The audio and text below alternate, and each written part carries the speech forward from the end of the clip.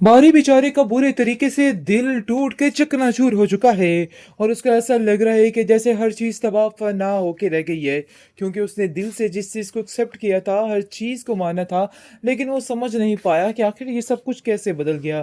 बहरहाल जी, काफ़ी ज़्यादा परेशानी बन चुकी है अब जाकर इन सब लोगों के लिए। लेकिन बारी का बाप काफ़ी ज़्यादा खुश है और इस चीज़ को लेके काफ़ी ज़्यादा सुकून में है कि अब उसकी सुनी जाएगी और उसकी सुनवाई हो गई। उसका बेटा दूर हो चुका है परीक्षा से, लेकिन ये उसकी बहुत बड़ी भूल है। ऐसा नहीं हो सकता है। वो परीक्षा की ज़ात में मज़ीद पागल हो जाएगा और उसको कभी भी भूल नहीं पाएगा। इस चीज़ का अंदाज़ा शायद उसके बाप को नहीं हो रहा है और उसको ऐसा लग रहा है कि जैसे वो उसको भूल जाएगा। लेकिन परीक्षा भी अंदर ही अंदर काफ़ी ज़्यादा तकलीफ़ में है और सोच रही है कि आखिर उसने अपने हाथों से क्या कर दिया? उसको ऐसा करना भी चाहिए था कि नहीं? एक चीज़ को छुपाने की खातिर उसने अपने आप को इस तरह ज़मीन पे दे मारा है कि उसको खुद कुछ समझ नहीं आ रही है। बहरहाल बहुत ज़्यादा परेशानी बन चुकी है। आप देखेंगे कि बारी जो है वो कहता है कि मुझे तो समझ नहीं आ रही कि आखिर वो ऐसा मेरे साथ कैसे कर सकती है, और ये मैं यकीन के साथ कह सकता हूँ कि कोई ना कोई ऐसी बात ज़रूर हुई है जिसकी वजह से उसने रास्ता बदला है, वरना ऐसे नहीं हो सकता है। उसके दिल में भी मेरे लिए कहीं न कहीं प्यार था, लेकिन ये सब कुछ जो कुछ हो रहा है ना, ये सब कुछ कुछ ना कुछ तो गड़बड़ है। मतलब ये है कि ये मैं बात का यकीन कर ही नहीं सकता। लेकिन जी, आप देखेंगे कि परीक्षा को वो कॉल करता है और कहता है कि आखिर तुम ऐसा कैसे कर सकती हो मेरे साथ? मुझे तो इस चीज़ का यकीन नहीं आ रहा। जिस पर परीक्षा कहती है कि हम आपस में बात ना ही करें तो बेहतर है। तो बेहतर यही है कि आप भी इस मामले से ज़रा दूर ही रहिए, क्योंकि मैं अब किसी किस्म की कोई बात नहीं करना चाहती हूँ। मैं आपको सिर्फ़ और सिर्फ़ ये बताने की कोशिश कर रही हूँ कि अब आप मुझे कॉल मत कीजिएगा। आपकी वजह से काफ़ी ज़्यादा टेंशन क्रिएट हो चुकी है हमारे घर में, क्योंकि मेरा बाप बहुत ज़्यादा परेशान है कि आखिर क्यों आप इस बार-बार इस घर का रास्ता देख रहे हैं। लेकिन बारी कहता है कि मुझे भी कोई शौक नहीं है तुम्हें तंग करने का या तुमसे बात करने का। लेकिन मैं तुम्हें सिर्फ़ इतना बताना चाहता हूँ कि तुमने जो किया है ना, बहुत गलत किया है और इस चीज़ की सज़ा तुम्हें मिलकर ही रहेगी। और ये बात तो बिल्कुल तय है और ये सब कुछ तुम्हारे साथ होना ही है ना, यानी कि मुकाफ़ाते अमल है, और इन चीज़ों को समझ जाओ तो बेहतर है। लेकिन जी, आप देखेंगे कि परीक्षा खुद बड़ी परेशान है। किसी को ये तो नहीं पता कि उस बेचारी के दिल का हाल क्या है और वो क्या फ़ेस कर रही है। वो दिल ही दिल में अंदर ही अंदर घुट रही है और उसको ऐसा लग रहा है कि जैसे सब कुछ ख़त्म हो गया है। बहरहाल बहुत जल्द इस बात का पता भी लगवा लिया जाएगा, क्योंकि बारी को पता चल जाएगा कि ये सब कुछ उसके बाप को किया धरा है और उसी ने सब कुछ किया है। लेकिन इन सब चीज़ों के पीछे नाया का रास्ता जो है वो साफ़ हो रहा है और वो बारी की ज़िंदगी में आने के लिए तैयार से तैयार बैठी है, क्योंकि वो समझ चुकी थी कि अब ये मामले को इस तरीके से ही हैंडल करना है और उसके लिए तो बहुत बेहतर हो गया।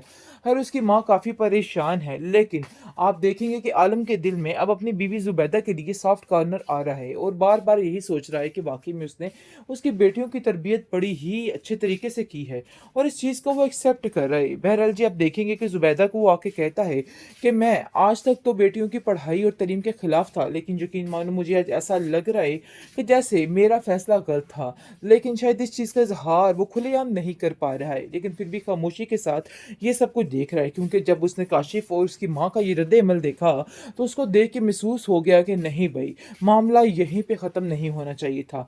इन लोगों ने जो कुछ किया है, अब उसको ये बर्दाश्त करना है, क्योंकि वो जान चुका है कि गलती उसकी थी, उसने ही ज़ुबैदा को छोड़ा था और इस चीज़ की सज़ा उसको मिलकर ही रहेगी। अब इस चीज़ का अंदाज़ा उसको हो गया है, लेकिन अब उसके हाथ में कुछ भी नहीं है, क्योंकि काशिफ़ की इस कदर गलत रिपोर्टें मिलती हैं जिसकी वजह से वो काफ़ी परेशान हो जाता है और बार-बार आके कहता है कि ज़ुबैदा तुम ही इनको ठीक करने की कोशिश करो, जिस पर ज़ुबैदा कहती है कि आपके बेटे मेरे हाथ में कभी नहीं आ सकते, शायद आपको इस चीज़ का अंदाज़ा नहीं है। अगर वो आपके हाथ में नहीं आ रहे तो मैं उनकी तरबियत आखिर कैसे कर सकती हूँ? बारी बेचारे का बुरे तरीके से दिल टूट के चकनाचूर हो चुका है और उसको ऐसा लग रहा है कि जैसे हर चीज़ तबाह फना होके रह गई है, क्योंकि उसने दिल से जिस चीज़ को एक्सेप्ट किया था, हर चीज़ को माना था, लेकिन वो समझ नहीं पाया कि आखिर ये सब कुछ कैसे बदल गया।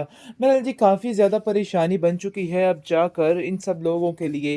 लेकिन बारी का बाप काफ़ी ज़्यादा खुश है और इस चीज़ को लेके काफ़ी ज़्यादा सुकून में है कि अब उसकी सुनी जाएगी और उसकी सुनवाई हो गई। उसका बेटा दूर हो चुका है परीक्षा से, लेकिन ये उसकी बहुत बड़ी भूल है। ऐसा नहीं हो सकता है। वो परीक्षा की ज़ात में मज़ीद पागल हो जाएगा और उसको कभी भी भूल नहीं पाएगा। इस चीज़ का अंदाज़ा शायद उसके बाप को नहीं हो रहा है और उसको ऐसा लग रहा है कि जैसे वो उसको भूल जाएगा। लेकिन परिशय भी अंदर ही अंदर काफ़ी ज़्यादा तकलीफ़ में है और सोच रही है कि आखिर उसने अपने हाथों से क्या कर दिया? उसको ऐसा करना भी चाहिए था कि नहीं। एक चीज़ को छुपाने की खातिर उसने अपने आप को इस तरह ज़मीन पे दे मारा है कि उसको खुद कुछ समझ नहीं आ रही है।